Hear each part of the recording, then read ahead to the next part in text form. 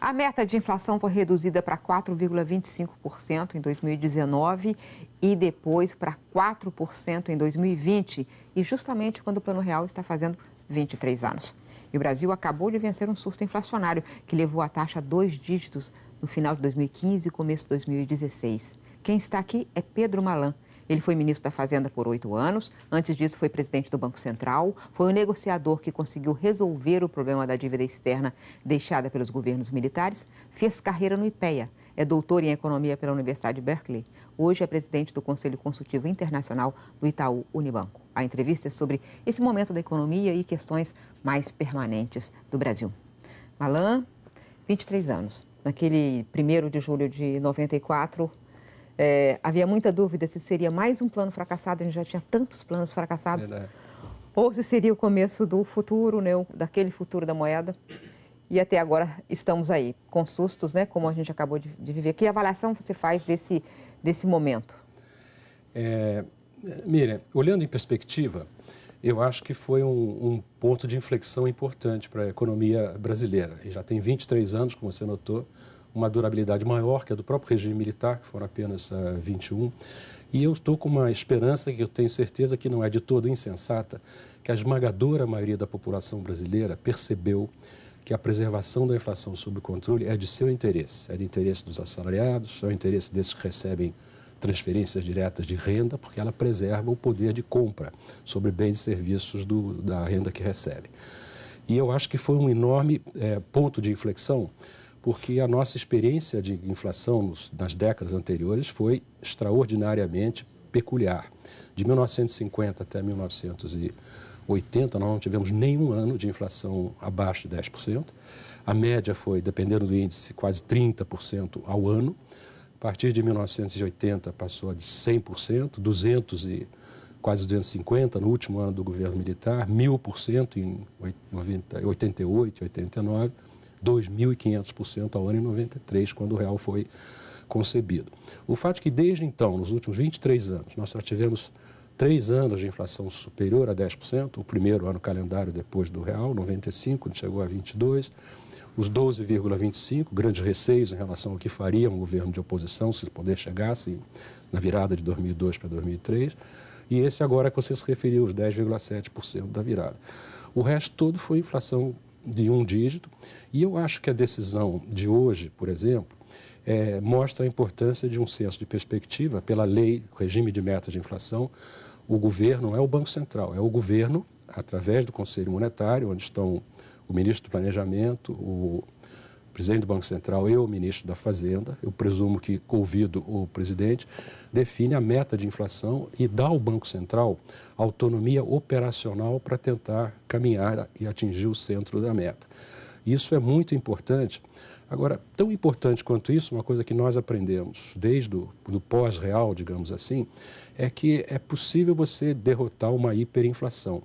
Agora, manter a inflação civilizada, e civilizada hoje no mundo é 1 dígito, de preferência não pertinho de 10 ou perto de 10, mas mais baixa um pouco, não precisa ser... Na verdade, as taxas no mundo são 2%, tem inflações muito menores, né? Mas mesmo os países ricos já tiveram inflação de 4%, 5%, 6%, 7%. O Volcker, quando adotou aquela dramática decisão, no final dos anos 80, estava chegando em 2 dígitos nos Estados foi Unidos. As taxas de juros, com um enorme custo para eles e para o resto do mundo.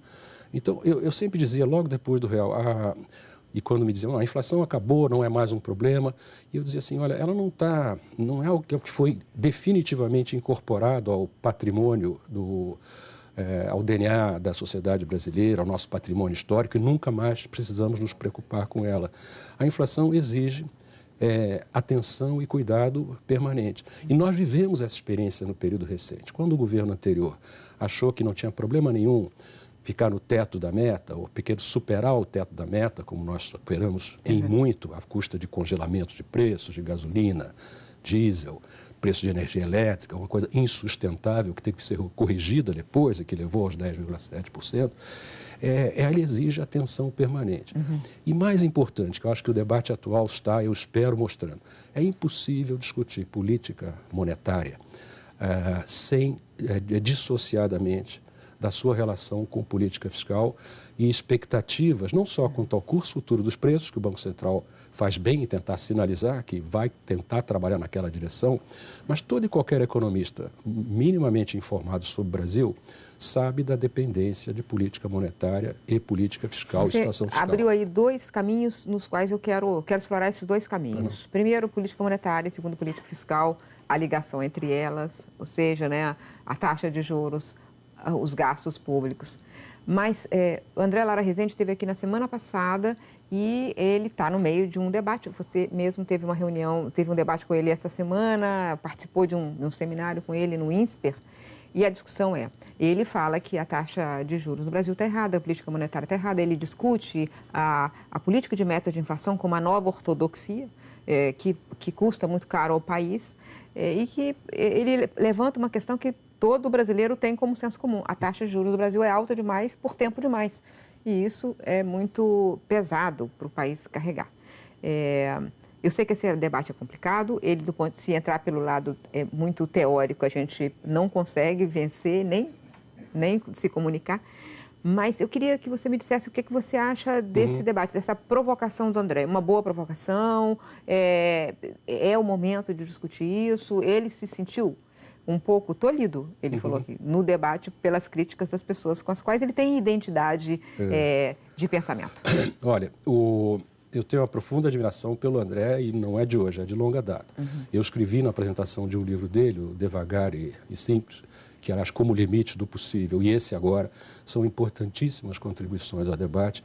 Eu escrevi que o André tinha herdado do pai, Otto Lara, o dom da palavra oral e escrita, o prazer isso é um importante elogio. Claro, não, isso é mais que isso. elogio. Eu acho que eu escrevi lá, vou tentar me lembrar. Eu escrevi o dom da palavra oral e escrita, o prazer do convívio e da conversa, uma fulgurante inteligência e o foco no que importa. É uma grande qualidade. E ele é um grande debatedor, um grande polemista. Sempre encanta o seu interlocutor pela sua agilidade mental e pelas questões que são sempre questões fundamentais do seu tempo e não restritas à área de economia. Tem uma inclinação natural a explorar os diálogos que são imprescindíveis no mundo de hoje, da economia com aquilo que um prêmio Nobel de Economia, o Ronald Coase, chamou disciplinas contíguas, que são muito importantes porque são ciências sociais. A economia não é uma ciência exata. Ele insiste muito nisso com toda razão. A pretensão de excesso de cientificidade da economia, principalmente da macroeconomia, é questionável, ele vem fazendo isso.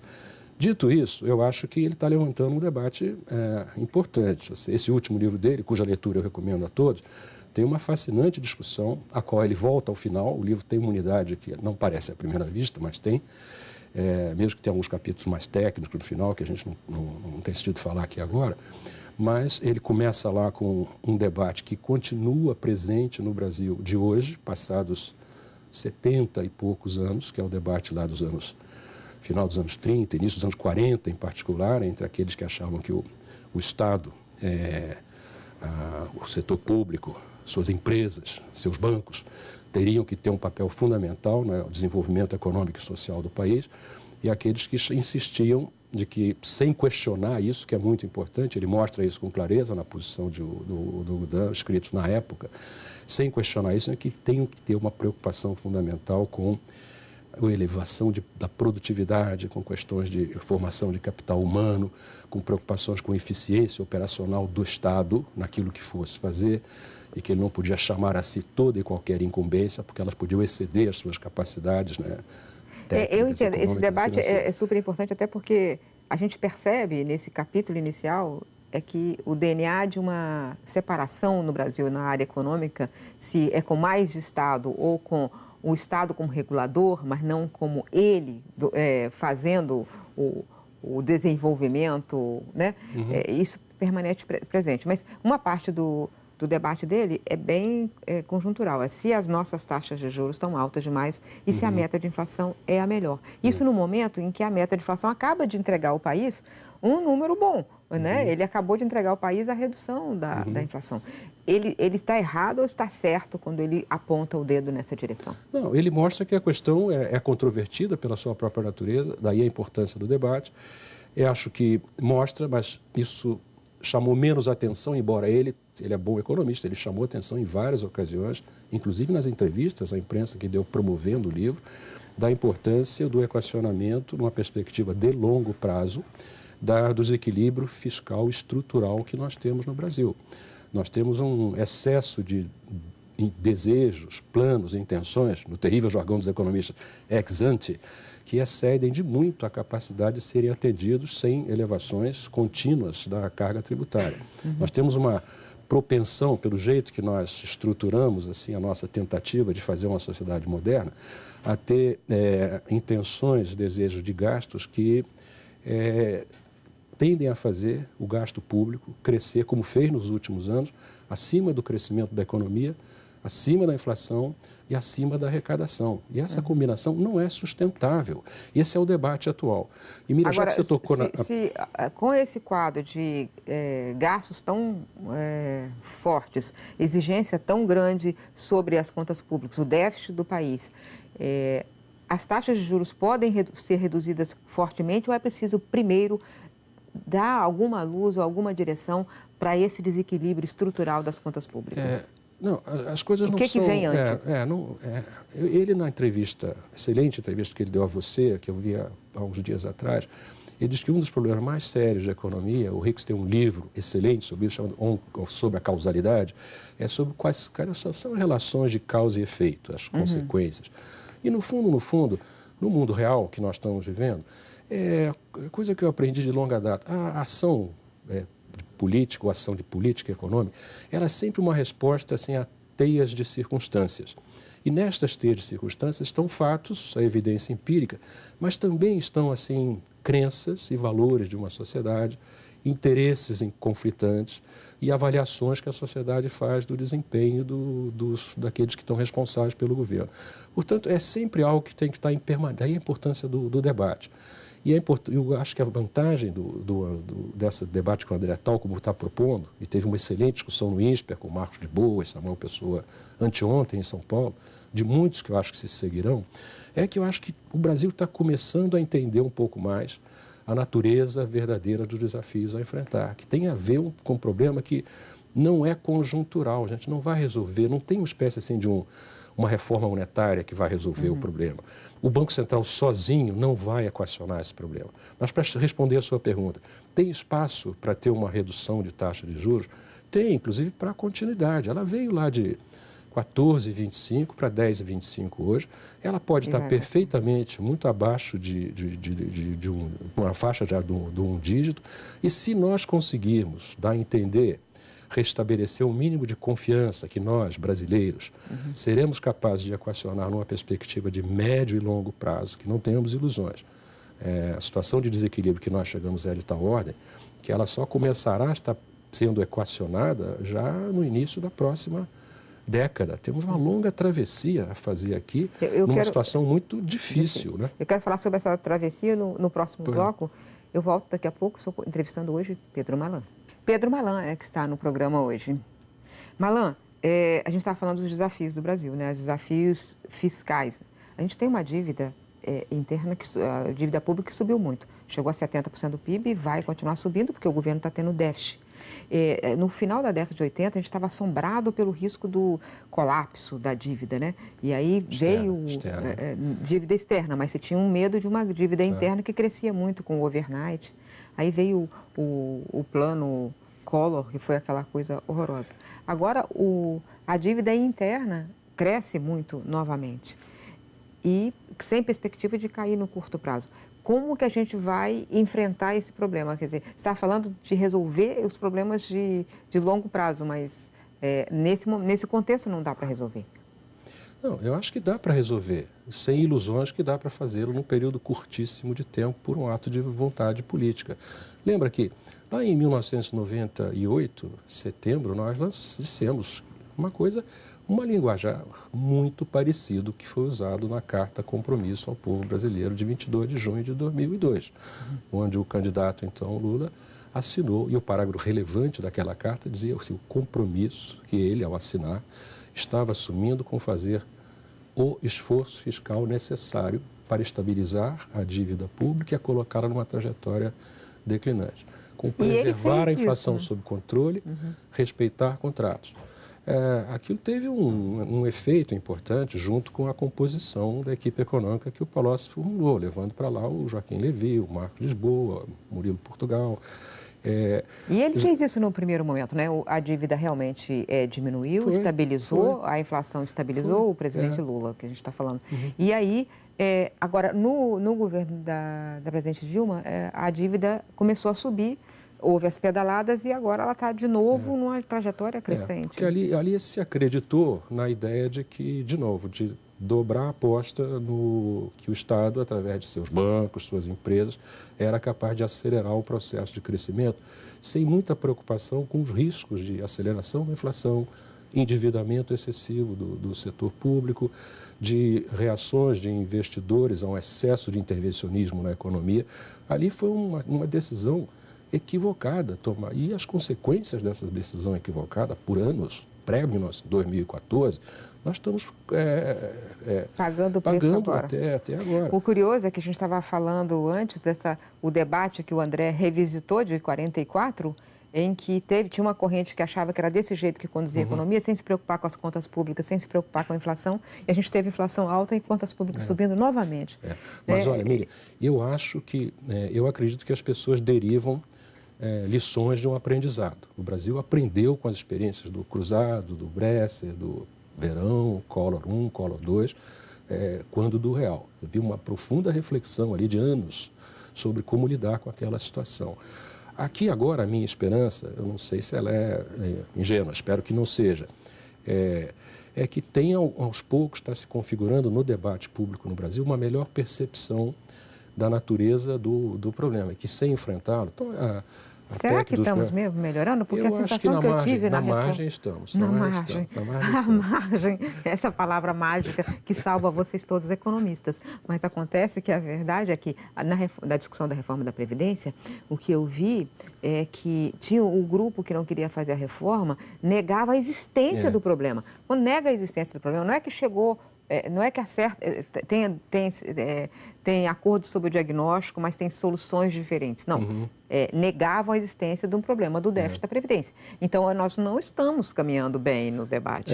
Nós não chegamos ainda a um ponto que é comum em democracias mais avançadas, quando estão tratando de um problema que é grave e que exige decisões de curto, médio e longo prazo.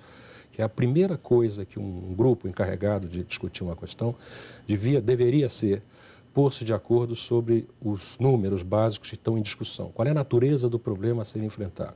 Sob o argumento de que cada um pode perfeitamente, tem ali total liberdade para desenvolver as suas próprias opiniões, mas não para criar os seus próprios números. As pessoas têm que partir da evidência empírica disponível, assim, esta é a evidência empírica com a qual nós estamos trabalhando.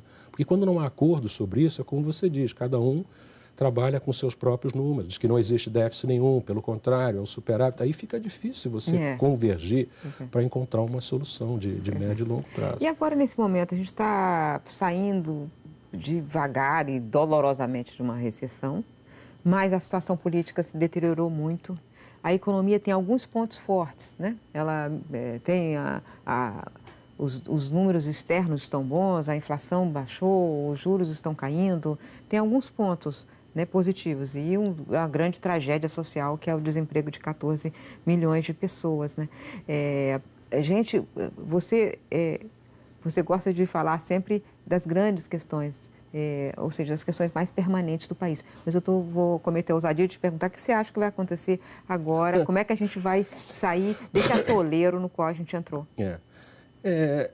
eu não tenho dúvida assim, que olhando, a gente vai, da nossa maneira, nossos trancos e barrancos, com tentativas e erros, a gente vai buscando um caminho. O importante é não perder um sentido de perspectiva e não ter ilusões voluntaristas, que basta uma pessoa que diga, deixe comigo que eu vou lá e resolvo. A experiência mostra que todas as experiências bem-sucedidas foram experiências que teve uma liderança política, mas uma capacidade de compor grupos de pessoas que eram capazes de não só conversar entre si, mas também de tentar explicar para a sociedade em geral por que aquilo precisava ser feito, apesar de não parecer assim, natural à primeira vista, porque o ideal é que um país pudesse crescer aceleradamente, sem inflação, com inclusão social, sem problema de balanço de pagamentos, sem problema de inflação. Esse é o ideal. Aqui o ponto do André, a macroeconomia deveria contribuir para esse debate. Sem ilusões, que trata-se de uma ciência. Agora, você tem razão, tem um problema dramático aqui, que é do desemprego, particularmente relevante de jovens. Ele é 26%, 27% na faixa etária até 24 anos, 18 a 24. E esse é um problema seríssimo. Agora, tem a ver com o descalabro das contas públicas no Brasil, tem a ver também com, apesar dos progressos que nós fizemos na margem também, ao longo do tempo, em educação, o papel secundário que, historicamente, o Brasil dedicou à questão de educação no Brasil. E me refiro, em particular, para aqueles que se dizem preocupados com distribuição de renda. Se você quer realmente, e do Brasil tem muitas mazelas sociais nessa área, o foco tinha que ser na distribuição de renda, não tentativa de distribuir renda lá tardiamente, mas de melhor distribuição de oportunidade, que se faz lá nos anos iniciais.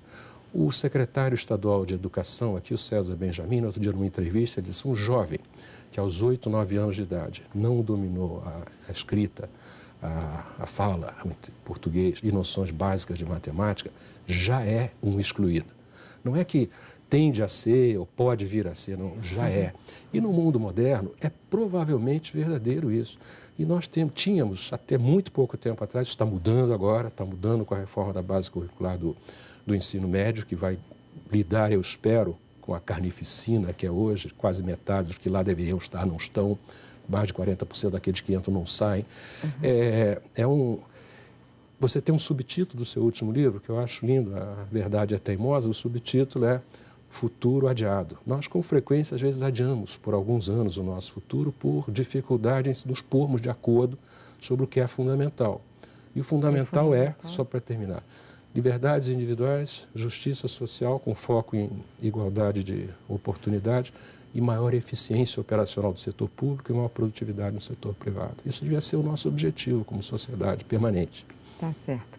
Obrigado, Malan, por ter vindo aqui. É sempre bom a gente lembrar das questões que a gente tem que perseguir para chegar no futuro e não adiá-lo mais. Até semana que vem.